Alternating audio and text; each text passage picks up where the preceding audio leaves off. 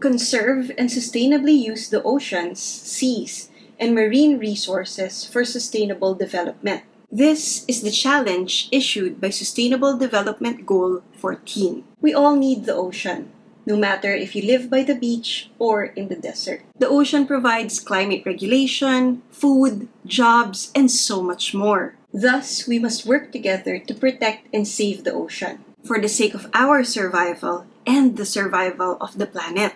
Our oceans are in danger, but we do have heroes everywhere who try to protect it. For example, algal blooms, which are caused by water pollution, continues to be a challenge. But sustainable efforts worldwide has led to a 20% reduction in algal blooms from 2018 to 2020. We're seeing greater dips in ocean pH, which shows more intense ocean acidification that can kill our fish and corals. But we do see more long-term observation sites all over the planet, which shows greater research and collaboration to help in trying to find solutions against ocean acidification. 25% of marine organisms are still threatened with extinction. But the marine protected area coverage of key marine biodiversity sites has already increased from 28% to 44% between the year 2000 to 2020. Given this, what do we need to do in order to protect our oceans better? And how are we so far in trying to achieve this? Hello science fans, my name is Shona and I'm your resident Filipina scientist. Join us in today's episode where we talk about Sustainable Development Goal 14, Life Below Water.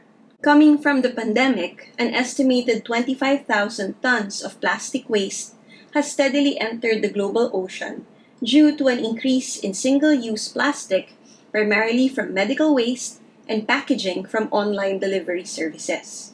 Most countries also experienced a 40 to 80% decline in fish production, with small-scale fishing communities being affected the most. And since the pandemic also led to a dramatic reduction in tourism, our coastal and island communities also suffered from income loss. As an archipelago, the Philippines is surrounded by water, and we do have some key efforts that protect our waters.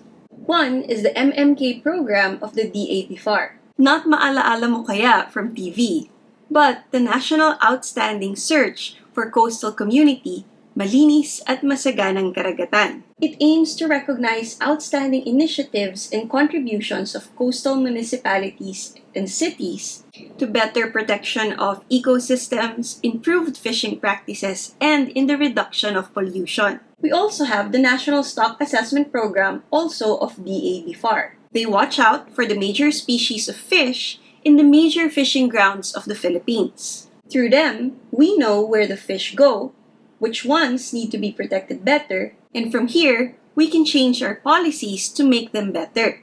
There is also the Coastal and Marine Ecosystems Management Program of DENRBNB. What it hopes to do is manage, address, and reduce effectively the degradation of coastal and marine ecosystems. It's a set of programs to help industries reduce the release of water pollutants, train and inform fishers to avoid destructive fishing practices, and provide trainings to increase the number of people who can help protect our oceans. To help guide us to better protect life below water, SDG 14 has several key indicators. And in this video, we will focus on how the Philippines has tried to address these challenges. The first indicator challenges us to prevent and significantly reduce marine pollution of all kinds. In the Philippines, it is estimated that 2.7 million tons of plastic are generated each year, and 20% of this flows into our oceans. While critics trace the Philippines' plastic pollution problem to the poor enforcement of laws,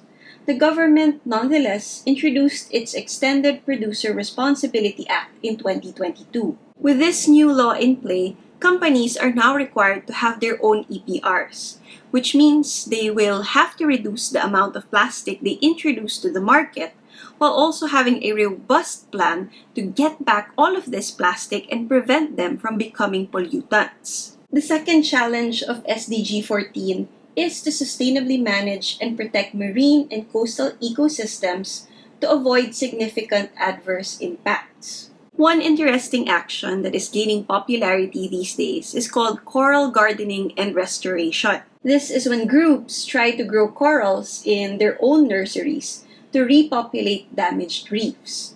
Coral farmers nurture small found pieces of corals on underwater structures until they can be replanted on nearby damaged reefs, thus stimulating their growth and recovery. Across different coral gardening projects, we have seen good survival for some areas and very high deaths for others. Successful projects are often at a small scale, and bringing them to a larger scale can end up being very expensive.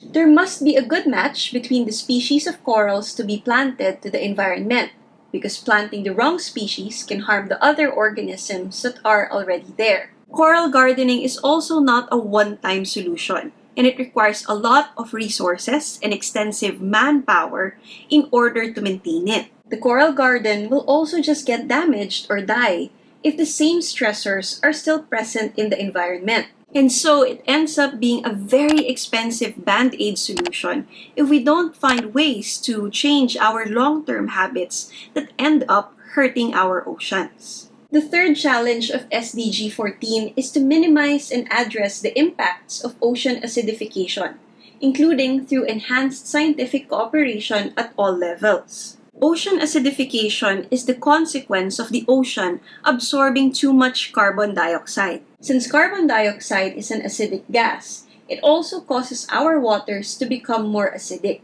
Ocean acidification kills our fish, and it also makes the shells of our shellfish softer and thus making them vulnerable. We're seeing a 10 to 20% loss in the abundance of shellfish because of ocean acidification. And the best way to counter it is to reduce our carbon footprint. The next challenge of SDG 14 is to effectively regulate fishing practices. In the Philippines, we have a brave group who helps with this called the Bantay Dagat. They are a civilian fisheries patrol force made up of volunteers that try to keep a 24-hour watch on Philippine coastal waters. Founded in 1994, the Bantay Dagat had 100,000 volunteers as of the year 2000. The current exact strength, numbers, deployments, and types of patrol boats that are in actual service with the Bantay Dagat is difficult to estimate. One of the reasons is because funding can come from a huge variety of sources, from national government, local government, non-government organizations, and even foreign funding. Another reason is that operation, maintenance, and repair of the patrol boats varies widely because patrol boat responsibility is not at a national or even regional level. The responsibility is left to the local or municipal level, which can have various priorities dependent on the politicians who are elected into office. Our Bantay Dagat risk their lives to help protect the ocean. We should be asking ourselves, what can we do to help them protect our oceans better? Another challenge of SDG 14 is to conserve at least 10% of coastal and marine areas consistent with national and international law and based on the best available scientific information. In the Philippines, marine protected area coverage increased from 1.44 million hectares in 2016 to 3.14 million hectares in 2020.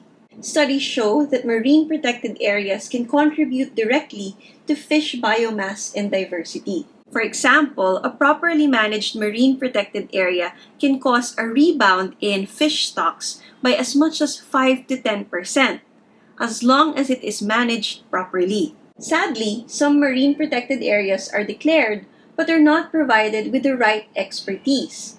Also, resources can end up being scarce, as some local communities perceive protected areas as a loss of opportunity for them to increase their income. The next challenge of SDG 14 is to prohibit certain forms of fisheries subsidies which contribute to overcapacity and overfishing. Fishing plays a key role in the Philippine economy, especially for coastal communities living along its 36,289 kilometers of coastline and employs 1.5 million people, contributing to the 196 billion pesos to the country's gross domestic product. Of this, 20% comes from the West Philippine Sea, which is under threat due to a territorial dispute with China. Sadly, our fishers remain to be among the poorest of the poor, and the territorial dispute with China has made it worse. According to a paper presented in the CNA conference last 2015, because of large fishing subsidies, China has become the largest fish producer in the world for the past 3 decades and the largest fish exporter since 2002. And they use these subsidies to compete or even bully our own fishers in the West Philippine Sea. According to the government, through representatives of BIFAR, we do have fishing subsidies in the Philippines, which helps our fishers by providing them funds to help maintain their boats, buy food for their families, and maintain a dignified lifestyle. But reports of thousands of fishers in coastal communities say that they have not received a single cent or subsidy for subsistence. At this point, before we start talking about sustainability, we have to realize that we have to bring our fishers to an equitable playing field where they can put food on their own table, send their kids to school, and maintain a respectable lifestyle so that they are not tempted to abuse the environment. And finally, we have the challenge that states that we need to increase the economic benefits to small island developing states and least developed countries from the sustainable use of marine resources, including through sustainable management of fisheries, aquaculture, and tourism.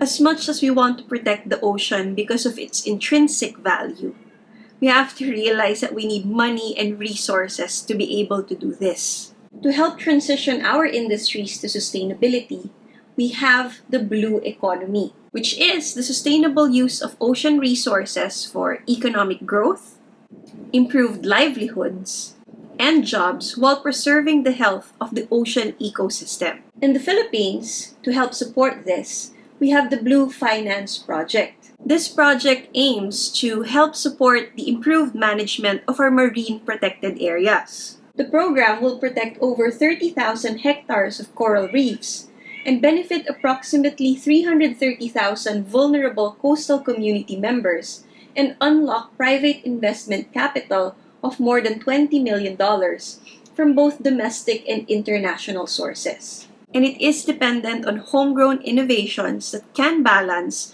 the resources we get from the ocean and its protection.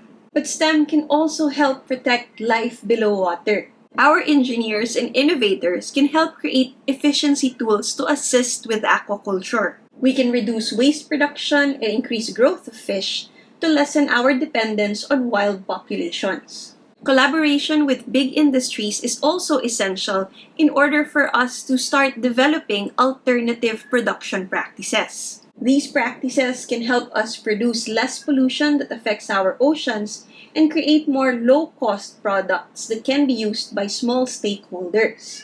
As scientists, we also advocate for more citizen science efforts, where we empower members of local coastal communities to help in efforts that monitor and protect their coastal ecosystems. Through these efforts, we promote better understanding of the ocean while also creating a large network of ocean protectors. And so, science has spoken, and science will continue to speak. But in order for us to achieve the Sustainable Development Goals, we have to try and listen. But what do you think? What kinds of innovations can we create to help achieve SDG 14? How can scientists and engineers collaborate with other sectors of society in order to help protect life below water? Please let us know through the comments section below.